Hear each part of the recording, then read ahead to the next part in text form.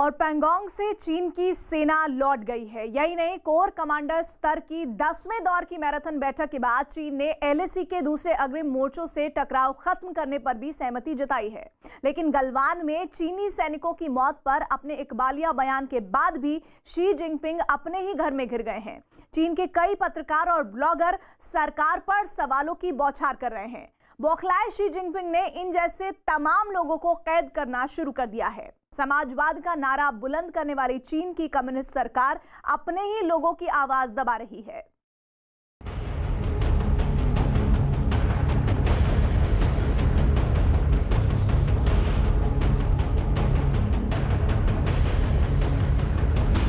सच से पर्दा उठते ही बौखलाए शी जिनपिंग।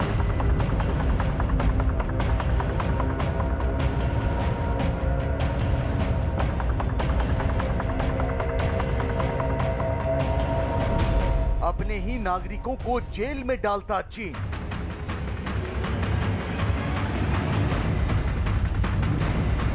चीन पर दबाव है, घर में बहुत तनाव है।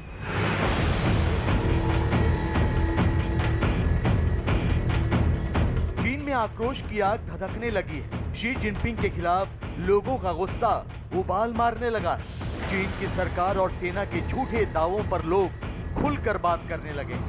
तो जब से चीन ने गलवान में मारे गए अपने सैनिकों का अर्ध सत्य कबूल किया है, तब से माहौल और ज्यादा गर्माता जा रहा है। भले ही बीजिंग की सड़कों पर सब कुछ सामान्य नजर आ रहा है, लेकिन अंदर ही अंदर चीन की कम्युनिस्ट सरकार की मुखालफत शुरू हो गई है। चीन भले ही अपने आप को आज़ाद मुल्क बताता हो, लेकिन अधिकारों के मामले में उसके नागरिकों की हालत गुलाम की ही तरह है।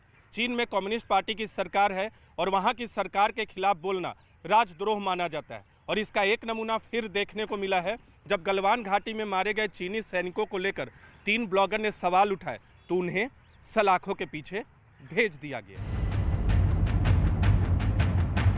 चीन ने अपने ही नागरिकों के सवालों, चीन ने अपने ही नागरिकों की आशंकाओं को दमन से कुचलने की कोशिश की। शी जिनपिंग ने गलवान में हुए खूनी संघर्ष के अर्ध सत्य पर उठाई जा रही उंगलियों को काटने की कोशिश की है। आपको शायद यकीन नहीं होगा, लेकिन शी जिनपिंग की सरकार ने अपने ही लोगों को सरकार से सवाल पूछने पर जेल में डाल दिया। इनसाइड स्टोरी यह है कि चीन की सरकार ने 3 ब्लॉगर को गिरफ्तार किया है। गिरफ्तार किए गए तीनों ब्लॉगर में से एक चीन के खोजी पत्रकार भी हैं। इन तीनों ब्लॉगर ने गलवान में हुई खूनी झड़प में मारे गए सैनिकों की संख्या पर सवाल उठाए थे। ये तीनों ब्लॉगर चीन की कम्युनिस्ट सरकार से सवाल पूछ रहे थे कि उसे गलवान का सच कबूल करने में 8 महीने क्यों लग गए।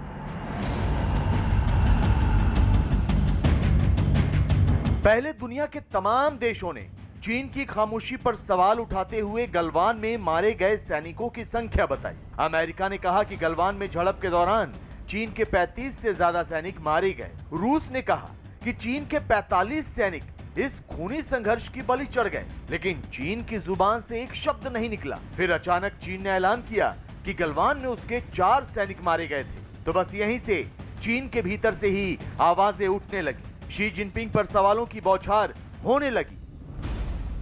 लोग पूछने लगे कि चीन को सच कबूल करने में इतना वक्त क्यों लगा। गलवान में मारे गए सैनिकों की असल संख्या क्या है? अगर 4 सैनिक मारे गए तो बाकी के 41 कहां गए?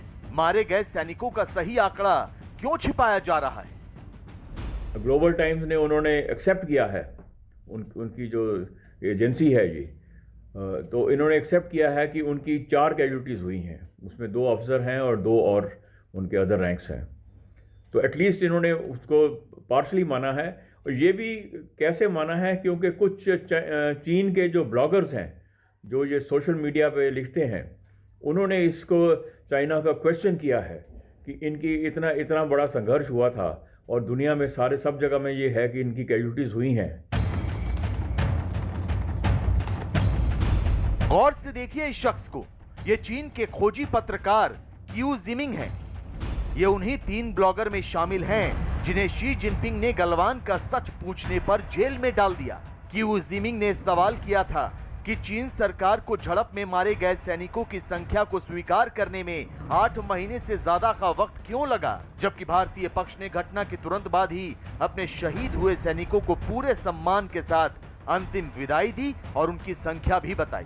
खोजी पत्रकार क्यू जिमिंग ने गलवान के खूनी संघर्ष में मारे गए जवानों की संख्या पर भी सवाल उठाए थे, लेकिन शी जिनपिंग को उनके सवाल रास नहीं आए, लिहाजा क्यू जिमिंग को काल कोठरी में डाल दिया गया। चीन से आ रही खबरों के मुताबिक बीजिंग में गलवान में हुई झड़प पर सवाल उठाने की वजह से एक और पत्रकार को गिरफ्तार किया गया। इस पर आरोप है कि इसने मारे गए सैनिकों का अपमान किया है। दूसरी ओर पीएलए के जवानों को अपमानित करने वाले एक पोस्ट को लेकर एक तीसरे व्यक्ति को सिचुआन में गिरफ्तार किया गया है।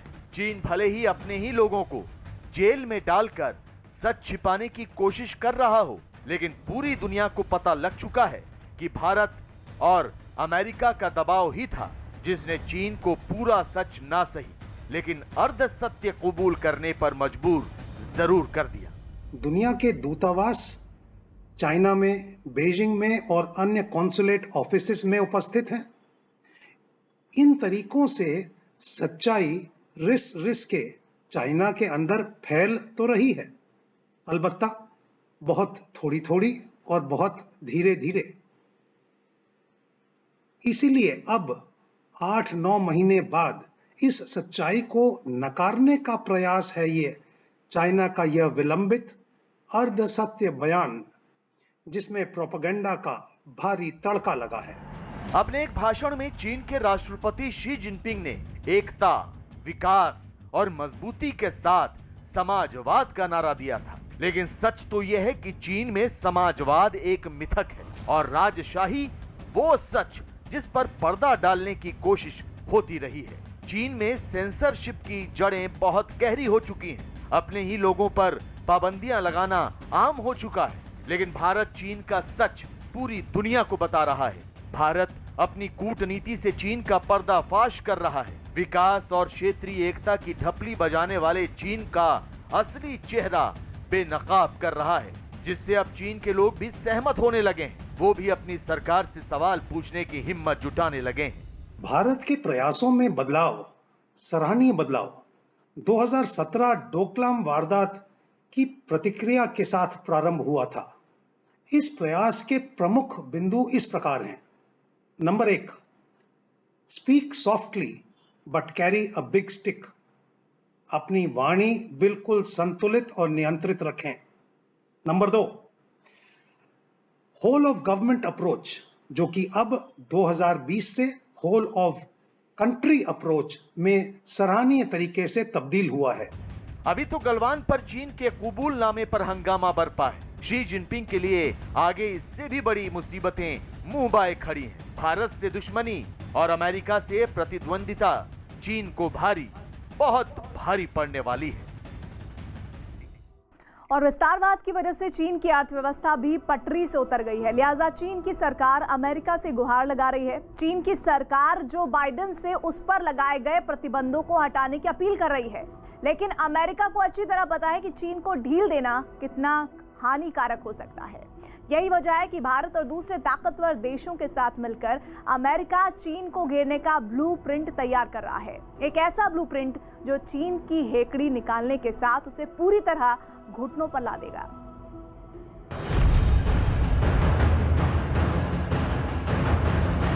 अमेरिका से चीन ने लगाई गुहार,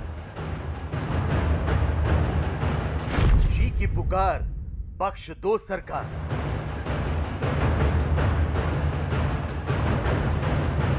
चीन के कारोबार पर प्रतिबंधों की मार।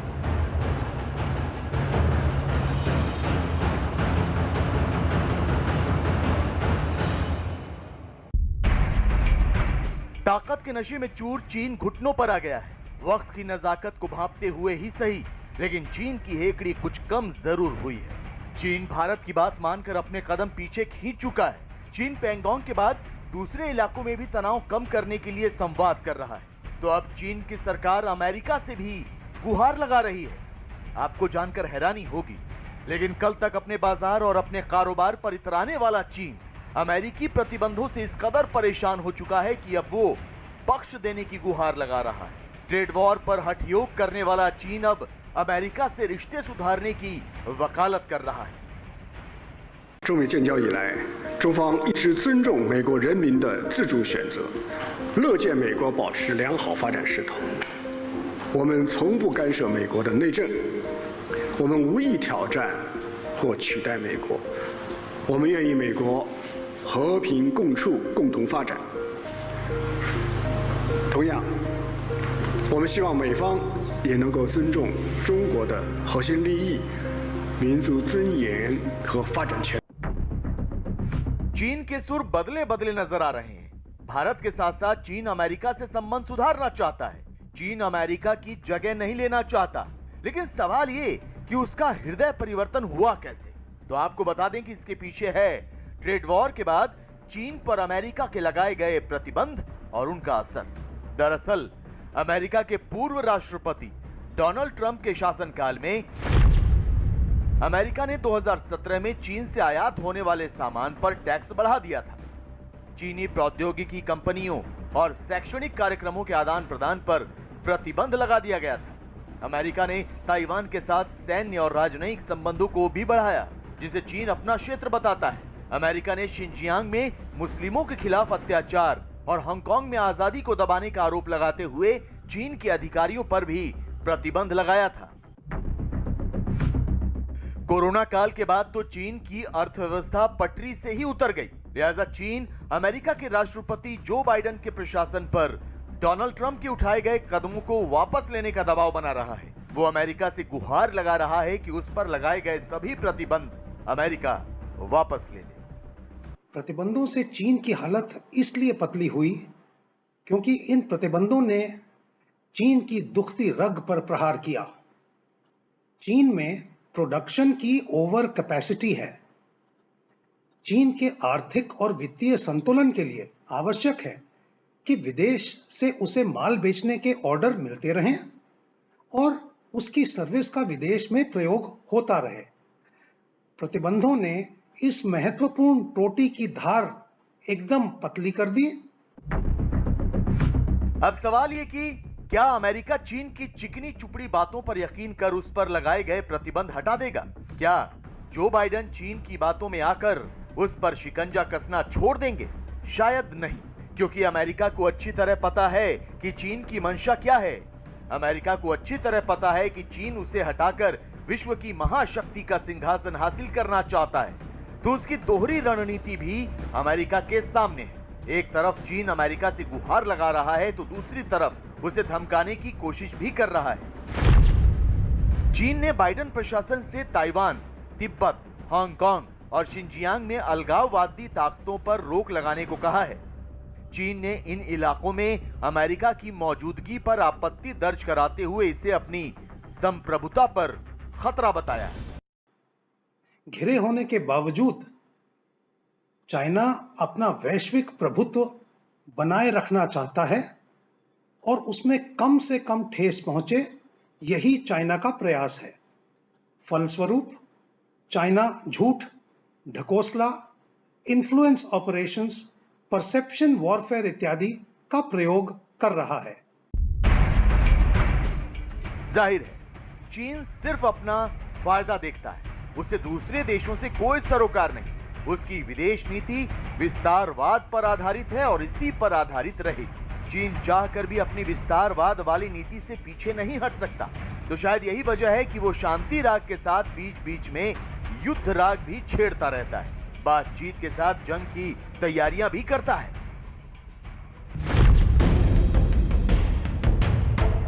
आपको बता दें कि चीन की सेना एक नए तरह का ट्रेनिंग सिस्टम तैयार कर रही है। इस ट्रेनिंग सिस्टम में जंग में जीत हासिल करने का तरीका होगा। इसमें विदेशी ताकतों से निपटने का ब्लूप्रिंट होगा। तो 2035 तक एक ताकतवर सेना बनाने का एजेंडा होगा और इसे चीन के राष्ट्रपति शी जिनपिंग ने हरी झंडी भी दिखा दी है। लिहाजा अमेरिका और भारत समेत दुनिया के कई देश चीन के खिलाफ एकजुट हो गए हैं। एक साथ मिलकर चीन के विस्तारवाद की हवा निकालने की तैयारी हो रही है, जिसमें क्वाड और दूसरे संगठन अहम किरदार अदा करेंगे। चीन विरोधी देशों में प्रमुख हैं भारत, ताइवान, जापान, ऑस्ट्रेलिया और उधर यूरोप में फ्रांस और यूके और पश्चिम में अमेरिका।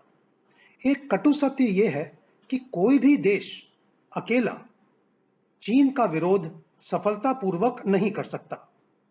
भारत की भूमिका है कि इन देशों को संगठित रखे, मिलिटरीली मजबूत रखे और इनका मार्गदर्शन करें।